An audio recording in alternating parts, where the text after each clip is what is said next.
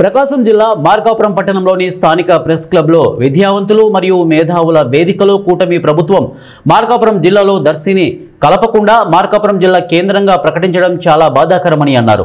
మార్కాపురంలో ఆర్థిక వనరులు లేవని, అదే దర్శి నియోజకవర్గాన్ని మార్కాపురంలో కలిపినట్లయితే దోనకొండలో 56,000 ఎకరాల ప్రభుత్వ భూమిని పరిశ్రమలకు ఉపయోగించగలిగితే ఆర్థిక వనరులు అందుతాయని, దర్శి నియోజకవర్గం నుంచి వ్యవసాయానికి, కూలి పనులకు మార్కాపురం వలస వస్తున్నందున దర్శి నియోజకవర్గాన్ని దోనకొండ, కురిచేడుతో పాటు దర్శిని మార్కాపురంలో కలపవలసిందిగా సంతకాల సేకరణ చేసి అంబేద్కర్ విగ్రహానికి వినతి పత్రం అందజేశారు.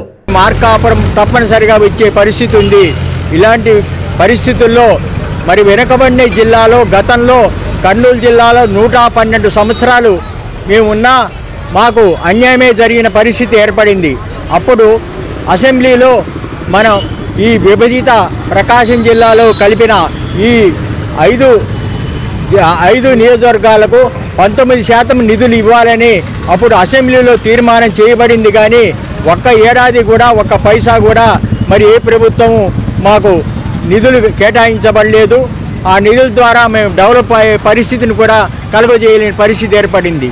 అంతేకాకుండా ప్రకాశం జిల్లా బార్డరు అంటే మార్కాపురం ఈ ప్రాంతం కూడా అటవీ శాఖ కింద శిఖరం, శ్రీశైల శిఖరం వరకు కూడా మనము ఉన్నాం.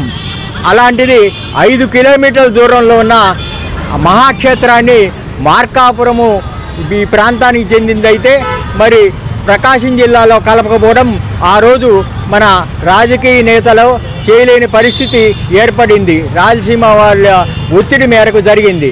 ఇప్పుడైనా కనీసము మరి ఆ శ్రీశైల క్షేత్రాన్ని మార్కాపురం జిల్లాలో కలపలేకపోయినా కనీసము అతి దగ్గరలో ఉన్న మరి 20-25 కిలోమీటర్ల దొనకొండ, కుర్చేడు ప్రాంతాన్ని మరి దర్శి నియోజకవర్గాన్ని కూడా ఇక్కడ పూర్తిగా దీంట్లో కలిపితే ఈ 5 నియోజకవర్గాలు సర్వతోముఖ అభివృద్ధికి పాటుపడేందుకు అవకాశం ఏర్పడుతుంది.